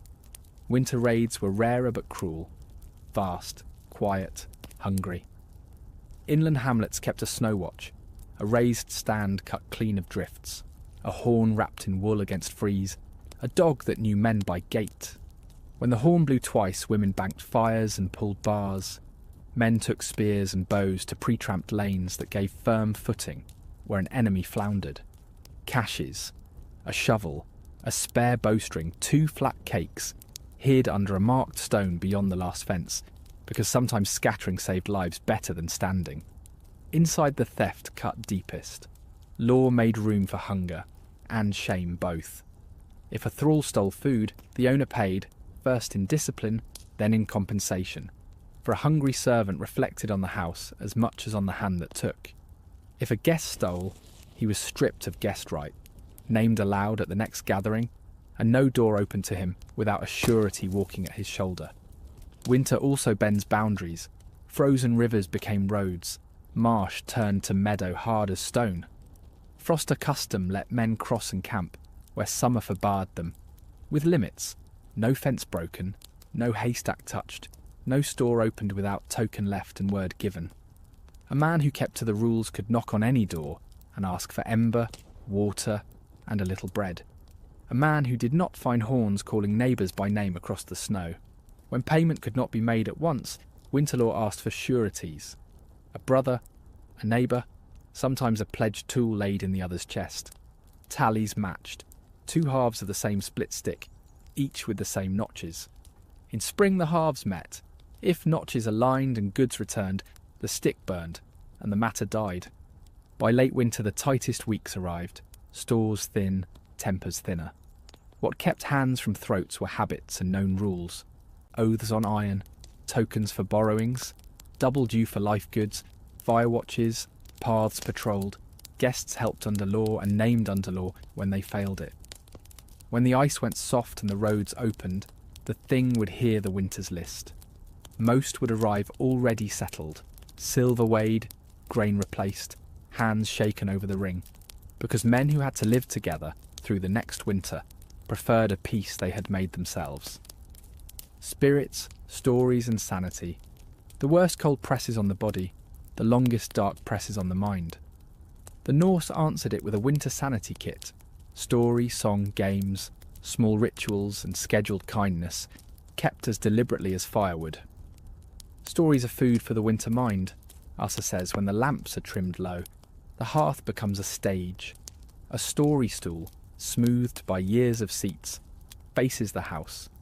In a wooden bowl by the stool lie prompt objects: a whetstone from a grandfather's voyage, a bead from a bride price, a fox tooth from a lucky winter. The teller lifts one, and ancestry walks into the room. Hands pass heirlooms while the tale runs. Touch keeps memory from slipping. On wall pegs, keepsakes, a worn arm ring, a notched oar blade tip, come down only on these nights. Children learn who they belong to. Some nights are for kennings and riddles. What drinks before it eats? What has one eye but sees little? Losers stoke the fire. Winners choose tomorrow's tale. Laughter burns clean. The house plays Hanefa Tafel, the king hunt board game with bone and glass men kept in a leather bag. Stakes are work favours. I'll take your Dawnwater run. Never food. A winter ladder of play is posted by the high seat. Round robin, then challengers. No rematches the same night. Skill is admired. Sulking pays a forfeit of extra ember watch. Children get a small board scratched onto a plank to copy moves. Quiet hands, busy minds. Song follows speech. Asa's daughters keep 2 song strings, work songs that match breath to motion, carding, treadle, chopping, and sitting songs, lullabies, travel verses, simple lausavisa anyone can add to. The house knows the response lines, even the shy sing. Once a 7 night, Ketil declares light feast, 1 extra fatwood splint for a longer song, 1 sip of mead all around. The lamp burns brighter, the mood lifts on cue. These tiny indulgences are planned, not begged. A schedule beats a slump. Craft circles make talk useful. Women spin by feel, passing a spindle to the next hand when a verse ends. Men carve net floats and peg pins. Boys learn a clean wedged tenon on scrap. A girl practices in linking stitches with a bone needle until her loop holds strong. When she perfects the heel turn, she earns a splint of lightwood to show it off. The table holds a practice tray, crooked whirls, first pegs, wobbly dice, kept proudly. Improvement is seen, that keeps spirits fed. The calendar punctuates the dark. Midwinter, deepest night, is marked by a cleaned house, a shared roast, and the long story, the full family chain told name by name. Bread and a small cup are set by the doorpost for the housewhite. A sliver of iron rests on the threshold. A rowan twig hangs under the lintel. In Christianised houses, a cross of chalk goes on the beam. In others, a sunwheel is scratched with a coal. The point is the same. This house is held. Between first and second sleep, the watch hour belongs to quiet rites. Ragnhild places salt on onion cups to read the coming weather by morning damp. Ketil listens to dreams from first sleep, the time he trusts most for meaning. A talking cup makes rounds on tense nights. Each person says one fear into it, then drinks. Fears stay in the cup. At noon, the grievance bowl comes out, pebbles dropped in for slights that felt too hot to name at night. Stones are counted, named and answered. The bowl is emptied before dusk. The house sleeps lighter. The children have their own medicine. Shadow beasts prance on the wall, antler offcuts and carved silhouettes thrown against the smoke-lit boards. A shallow waterpan becomes a fjord, where toy boats, whittled from scrap, race with a puff. A quiet hunt sends them to find three things by touch only: the smooth peg, the braided cord, the warm stone. Every find earns a story nib. When your grandfather's boat, a sentence or two paid out like sweets. Neighbours are sanity too. When weather allows, exchange nights rotate between households. One song, one tale, one new thing learned, not a stitch, and news. Guests sleep in sight, near the door and fire, under guest blankets only used for such nights. A host's ladle is a mark of honour. The visitor brings a token, a bundle of splits, a pouch of dried berries. The ledger of visits owed is held in mouths and memory. The warmth is held in bodies under one roof. On sharp, bad days, Arthur orders comb and clean, not vanity, survival. Combining eases tempers, washing hands / face / feet, refreshes minds without squandering heat. Nails are trimmed, hair rebraided, and clothes brushed to lift wool's nap and mood both. Afterwards the house looks different, and so does the day. Once each 7 night, a change day flips sleeping spots and workstations. Fresh angles, fresh talk. By late winter the sanity kit has visible parts. The story bowl, the game bag, the song string, the grievance bowl, the light feast splints set aside in a dry corner. And the invisible parts hold shared timing, shared attention, shared mercy. When the sunline creeps farther down the wall plank at midday, the songs begin to change.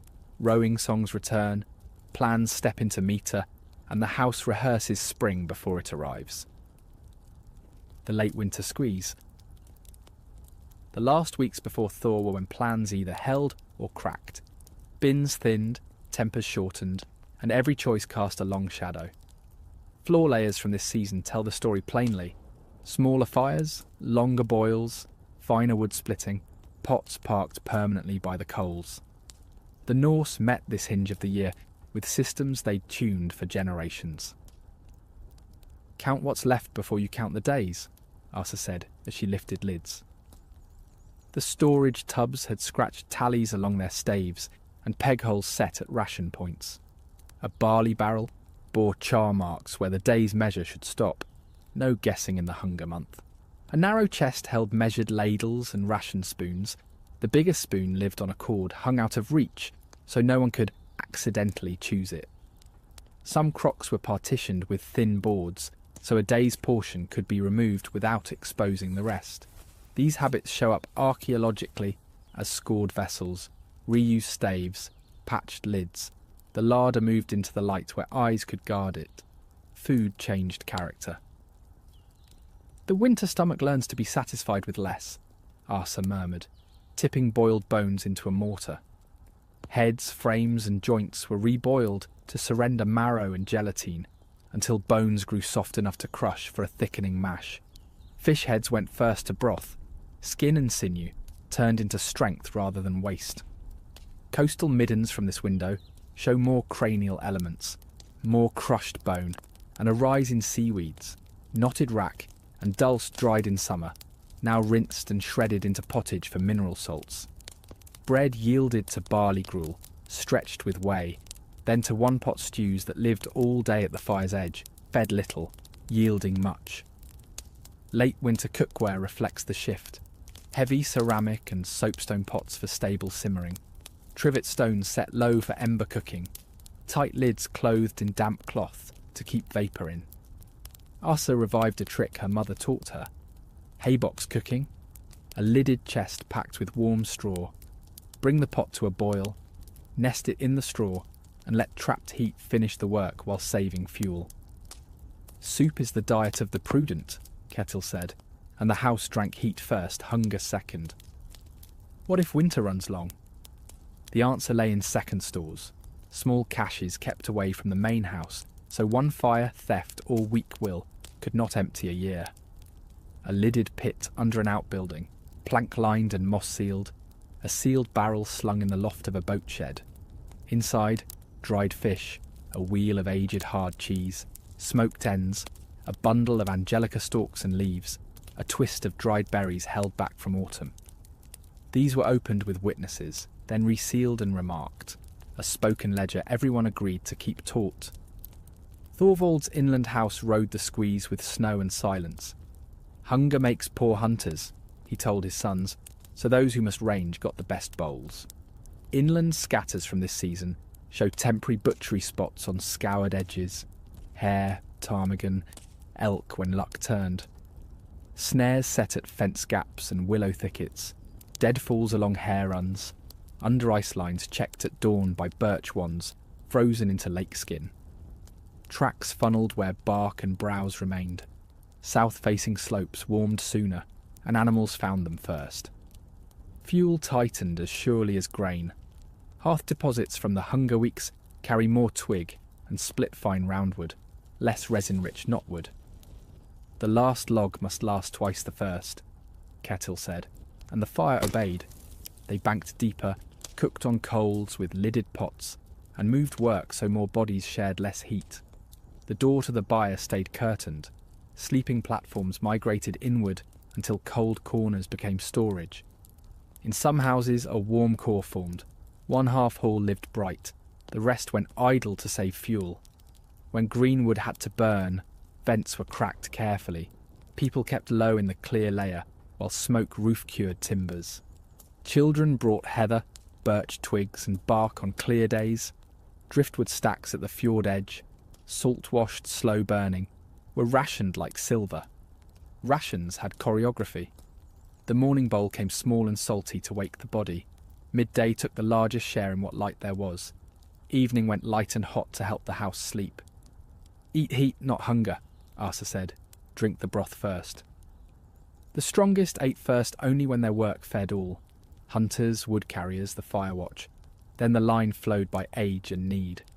A ration cord tied around the ladle's handle marked how deep it could dip. No one stepped past the cord. That was winter law, as sure as any code. Fuel thrift made new habits. Ash banking at night kept a red heart alive till dawn. Ember pans, shallow iron trays, let them drag heat where hands worked. Asa saved fat pine splints for lamp-bright moments. Splinter a knot, wedge it in a holder, and buy 15 minutes of good light to finish a seam or read a tally. Health narrowed with the bowls. Old people moved to the brightest strip under the roof vent for noonlight. Sour cabbage if a barrel survived, angelica shaved into broth, or a few dried bilberries went to children and those who must hunt. The herb chest yielded willow for aches, thyme for chests, honey thin to coat throats. Ragnhild brewed whey ale, a warm, thin drink salted lightly to keep the weak drinking.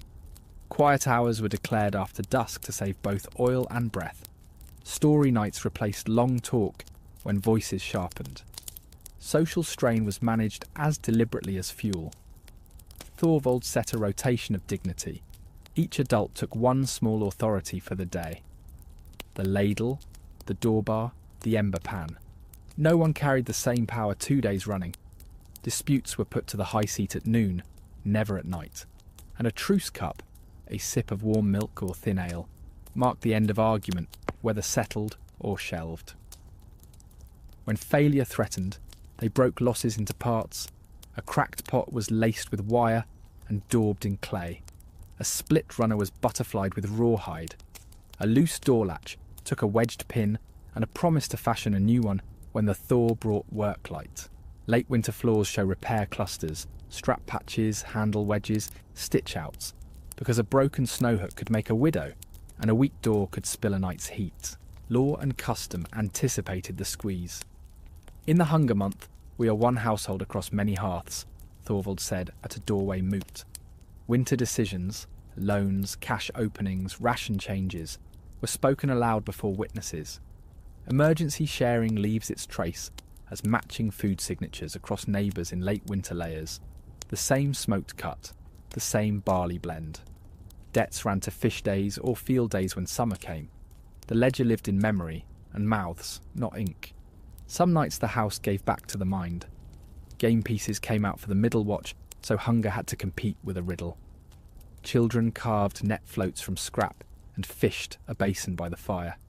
A new spindle whirl with a smooth bore spun like a promise. The ewe that lambed in last month's storm gave a cup of warm milk to the eldest before bed. Ritual sips can be more than fat content.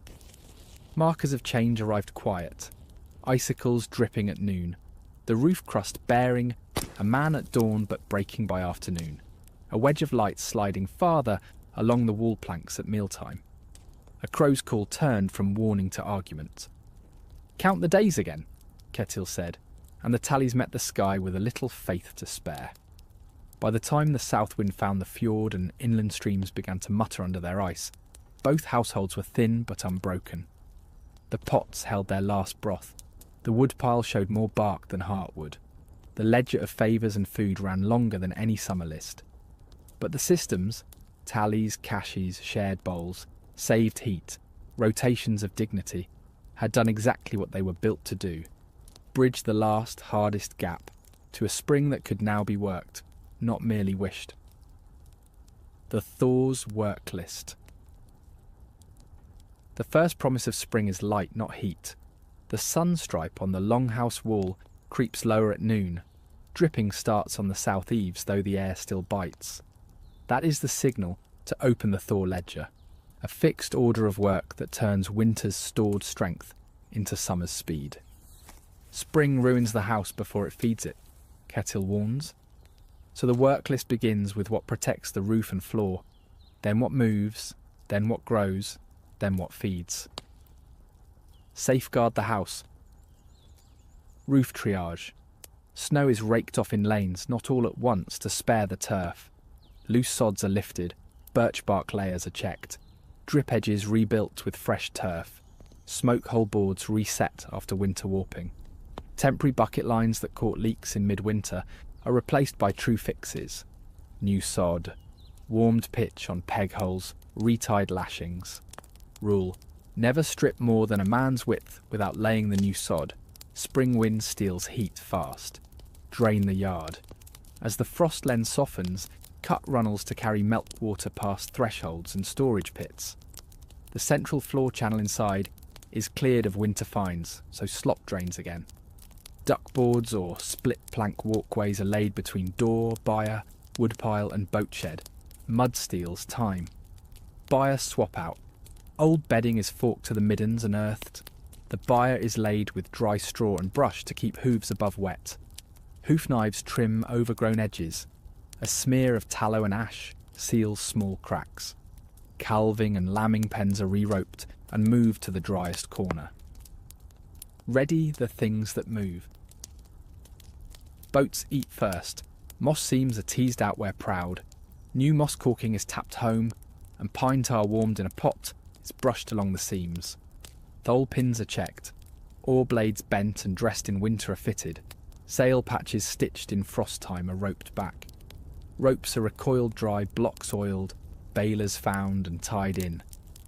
The soundness test waits for a day of calm. A push-off at the landing. A short pull, one eye on the seam line. Arsa. If the boat fails, all else waits. Ice honesty. Thorvald carries the ice probe. Darkening ice is poked at each span. Crossings move to reinforced footlogs where the lake tears first. Spring ice lies, so loads are sledded at dawn when the crust still holds, or detoured to ridgelines where snow thins. Sleds to wheels or boots. Runners are detarred, dried and hung, where strips unpegged and set aside. Summer drags are lashed and checked. Ski furs are dried and stored. Wax cakes are wrapped in linen against mice. Animals through the door. Turn out by mouthfuls. Livestock goes to grass in measured minutes. 10, then 20, then a half hour. Always hay first, so the gut remembers work before sweetness. Tether pegs are driven on firm ground to keep hooves off the boggy patches. Milk and birth peak. Colostrum bowls and clean cloth sit by the byre door. Belly bands and splints for weak lamb legs are pre-cut. The lamb ledger starts. Mother mark, birth order, whether it sucked, whether it stood. Weaklings get whey-thinned milk with a drop of honey by bird-bone tube until the ewe catches up. Spring ailments watched. Eyes for foot rot, bloat, and milk fever. Salt is kept at the gate, wood ash offered in a shallow pan to settle bellies. Fields. From frozen to fit. Soil tests, not guesses. A rod test punches down to find the last frost. A fist test squeezes a ball. If it smears, wait. If it crumbles, work. Edge fields, sandier knolls. Open first, lowland waits. Manure and ash. Winter dung is carted and forked thin on the earliest beds. Hearth ash is scattered where the soil is sour. Where middens are rich, a patch is double dug for the earliest greens. Seed honesty. Barley from winter is tested on cloth. 10 kernels on damp linen by the hearth.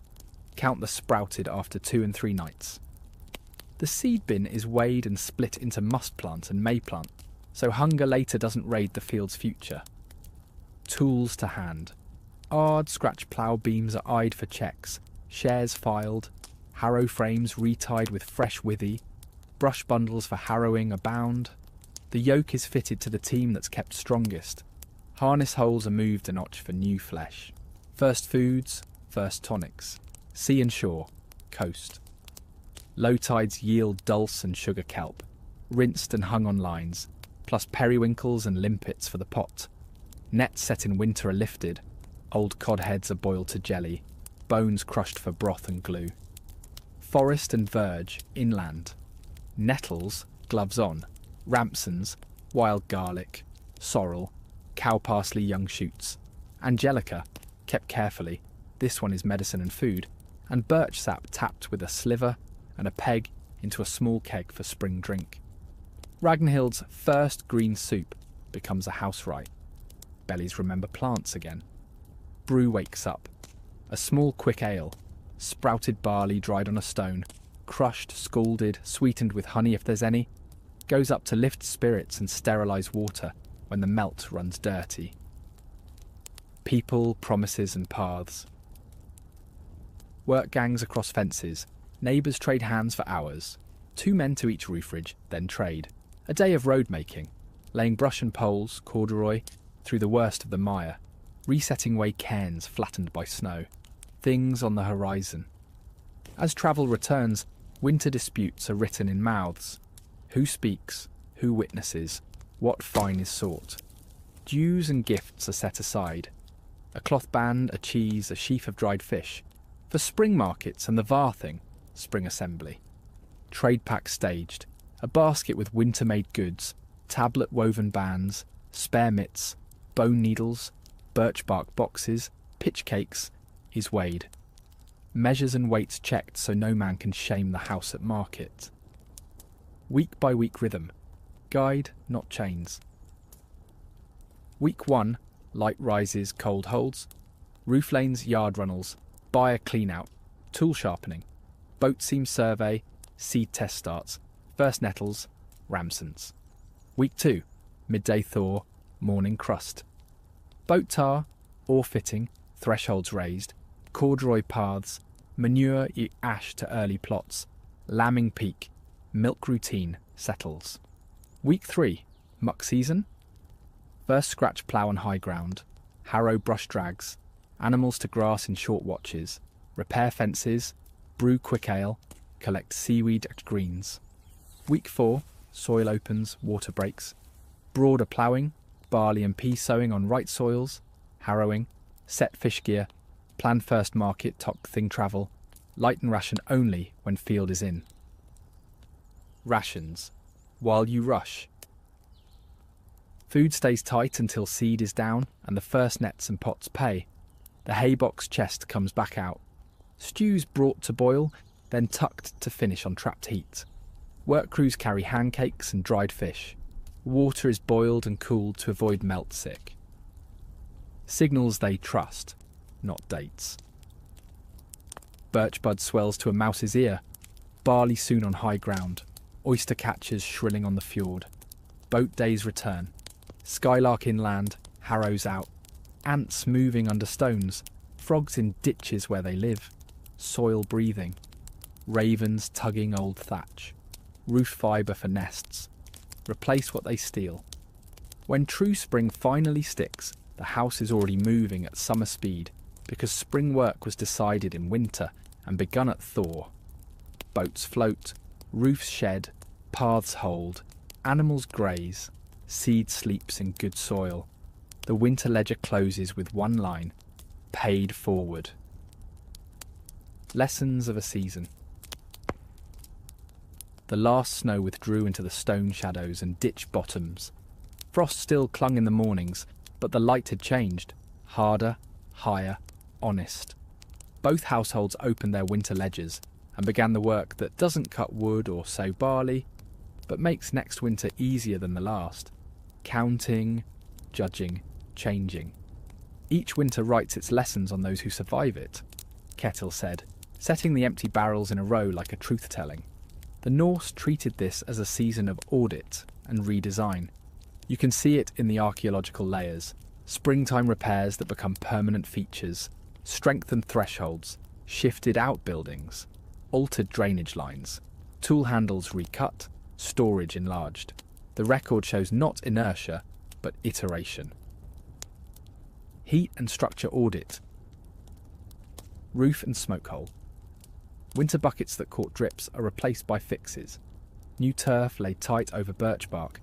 Lashings retensioned. Smoke hole shutters planned to seal better in crosswind. From burned beam patterns and soot gradients, we know roofs were made more adjustable after bad winters.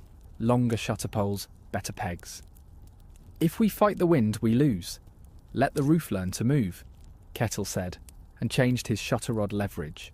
Windward wall and door. Coastal farms add extra banking and a second inner curtain. Inland halls reset the door plank. Add a low sill step to stop floor cold. Many sites show the adoption of double doors, vestibules after storm winters, an airlock that saves heat. Drainage. Where meltwater pooled, new runnels are cut and lined. Interior floor channels are reclayed. You can trace these in spring layers. A changed slope, a second groove. Asa marked where the animal end went sour in thaw and demanded a higher plank walk the next year. Fuel, light and fire protocols. Wood math. The ash bed tells the truth. They rake and measure. How many armloads burned per week in bitter cold? How many in ordinary dark? Next year's stack is set by measure, not hope. The common rule of thumb they taught their children. Whatever you think is enough, add a third. Lamp discipline. Empty oil flasks are counted by notch.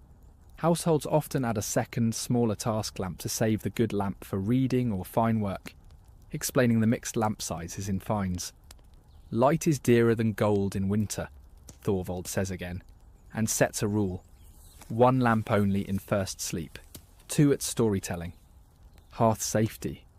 After a near-miss ember on bedding, Arsa fixes new habits. 2 water jars by the hearth, ember pot always covered when carried, sleeping furs pulled back a hand's breadth from the fire edge. Fire scars in excavations match these living rules becoming built routine. Food and fodder accounting. Barrels speak. Empty fish barrels, half-emptied grain tubs, butter tubs with the salt ring low. The consumption map is made. Next summer's targets are set in numbers. 3 more barrels of screed, a larger cheese shelf, 1 extra cask of sauerkraut. Storage pits are sometimes enlarged or fitted with rack guards on posts. Changes visible across seasons. Culling math. Bone heaps show which animals went late. Thorvald recalculates. Too many mouths kept past midwinter. Next year he'll cull earlier and put more grass into cows that give through the dark. If hay ran thin by wolf month, he tells his sons, we fed numbers, not value. That changes. Emergency foods. Kettil notes how often seaweed and head broths bridge the hunger weeks. He places a separate cache of hard foods away from the main store. Archaeology shows these second caches appear after hard winters.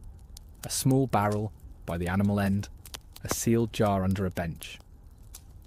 Clothing and footwear revisions. Where it failed, fix it. Threadbare knees, a hood seam that leaked, a mitten thumb that wore through. Arsa lays each piece out and repatters. Wadmal at stress points is doubled. Toggles replace ties where ice glued knots. Many textile finds show second season reinforcement stitching at elbows, shoulders and hems. Boot truth. Soles are checked. Where ice creepers bite too hard, where seams wicked melt. Next year's last gets a thicker welt. The liner mitts and socks get an extra knoll-binding spiral over the toe. Your feet are your winter freedom, Kettil repeats, and the kit shows it. Tools, boats and gear improvements. Handles, not heads. Iron is precious, handles are cheap. Tool marks in finds show rehandled axes and adzes each spring. Grip ovals are thinned for small hands, thickened where blisters told the tale. The tree tells you what it wants to be, Kettil says, swapping birch for ash in an oar that flexed wrong in storm chop. Boat lessons. A seam that wept gets a wider seam batten. Thole pins are rotated or resighted. Pine tar stores are adjusted upward after a wet winter. Spare ore is added to the rack. Archaeology shows boathouse floors repegged and chocks moved. The static plans were rare. Boats were tuned annually. Winter kit tweaks. Ice probes lengthened. Sled wear strips made replaceable. Ski fur changed to a better nap. Repairs and design changes leave their print in the small parts we find. Health, remedies and practice. Refill the chest. Honey jars refilled, willow bark cut and dried, linen boiled and stored, char cloth remade, warm stones selected and set aside.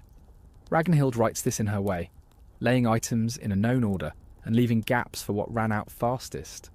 Remnant residues in containers from spring layers show the same restocking pulse. What worked stays, a steam tent over a child's chest, a bird bone tube for weak lambs, warmth to the core first for the waterfallen. Healed bones in the record and adapted splints in the toolkit tell the continuity of this empirical medicine. Mind care. They note which stories lifted people, which games calmed quarrels, where the bench should shift to catch the noon stripe of light. The living space is rearranged for next winter. Storyteller's stool moved, gaming board shelf added, lamp hook shifted. Exactly the kind of small positional changes we see between floor phases. Law, trust and neighbours. Winter justice written for thing. Complaints, thefts, accidents. Spoken records are rehearsed for the spring assembly. Frostathing and Gulathing custom allowed winter rulings to be confirmed later.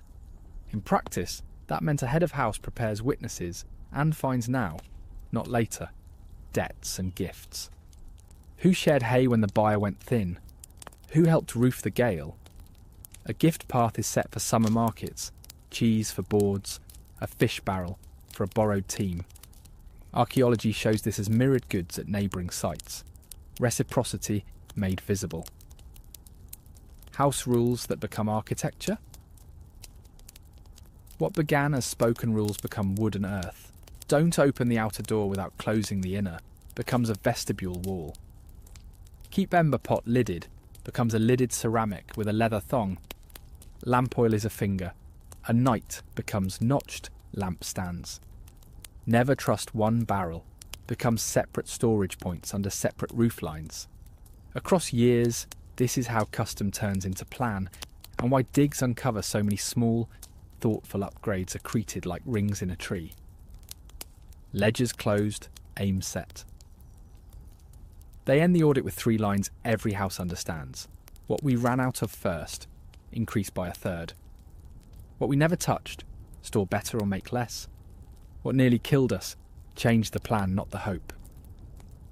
Arthur ties up the seed cloth with a better knot. Thorvald adds a second warning post on the lake path. Kettle carves a tiny mark into the shutter pole where the wind seized it and drills a new peg hole just above. By full spring, the lessons of one winter have already become next winter's savings. Visible in thicker seams, smarter doors, stronger handles, truer paths, better barrels, and rules that are easy to obey because the house now helps you obey them. This is what the soil layers show. Not one great invention, but 100 small mercies learned in the dark and kept in the light. The wind no longer had teeth. Spring stood in the doorway with Arsa, bright on puddles and boot tracks. Behind her, winter's machine was being taken apart and packed away. Bedding aired on lines, floors scraped and reclayed, lamp hooks shifted for summer light. Archaeologists see this moment as a distinct pulse in the layers. Spring cleaning deposits, reorganised hearth edges, moved benches. To those who lived it, it was simply the first long breath after the long night. That first killing cold, the night that must not fail, felt distant now, but the checklist from that evening had carried them through. Food against teeth and vermin, water barrels full and covered, extra fuel within an arm's reach of flame, livestock double-latched in winter quarters. Dig sites across Scandinavia show the same 4 pillars of survival, repeated for centuries and refined but rarely replaced. They persisted because they worked. On the coast, storms had taught their lesson again.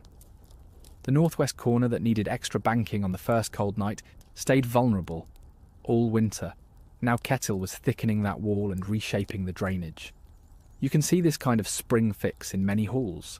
Windward walls rebuilt, thresholds raised, roof shutters repegged after a season of gales. The seal skins for the door, he'd said that first night. The door frames wear marks, season after season. Bear out how often that simple defence saved the hearth. Inland, different trials left different signatures. Ragnhild's notes about the children's sleeping platform, more straw beneath, or they'll give their heat to the floor, proved right all winter. In the layers, that becomes a new underlay, a higher plank walk, a wider fur strip at the draft line. Winter changes the map, Thorvald told his sons before they set out across ice. The kit that carried them, skis, ice probes, ember boxes, is found again and again where the winter roads ran. The winter's questions met their answers one by one. How do you carry fire across the ice? With a clay-lined ember box, wool-packed, lid pegged tight. What happens when someone falls through? Core first, then limbs. Stone warmers wrapped in cloth. No rush to flame. How do you keep a house from burning while you heat it hard? Water at hand, clear paths to doors, ember pot always covered. Rules that become built features. If you eat it in January, when did you earn it?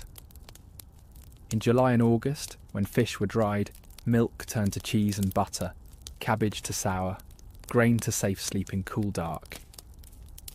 Spring's work began before gratitude was finished. Boats tarred, roofs mended, tools rehandled, seed tested, targets set from empty barrels and worn gear. This cycle, prepare arrow, endure arrow, learn arrow, improve. is why the material record shows steady, quiet change. Not one grand invention, but 100 small mercies kept and taught. Thicker seams here, smarter doors there, handles that fit the hand that uses them, storage split, so one leak can't drown a winter. The lesson that outlasted the night is simple and hard. Constraints force clarity. The Norse solved for heat, light, food, water, health and sanity, because the dark made the bill due every day.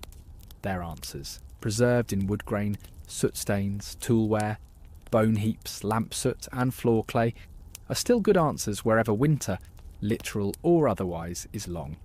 If this journey through the long night changed how you see medieval life, stay with us. More evidence-driven history is coming. 2 quick favours to help keep this work alive. Subscribe to Viking Times and tap if you want more deep, source-based documentaries. Tell me in the comments, would you try 2 sleeps for 1 week? Yes or no, and why? Your experience might appear in a future episode. Watch next, linked in the description. The Finns and Bjarmians, Snow Forest Hunters, Vikings feared. How Northward's tactics, skis and snares, humbled raiders. Blot and oaths that were real. Ritual, oath rings, and why words could bind a life in Viking lore and belief. The night ends, the work doesn't. We bank what we learned and build the next season on it.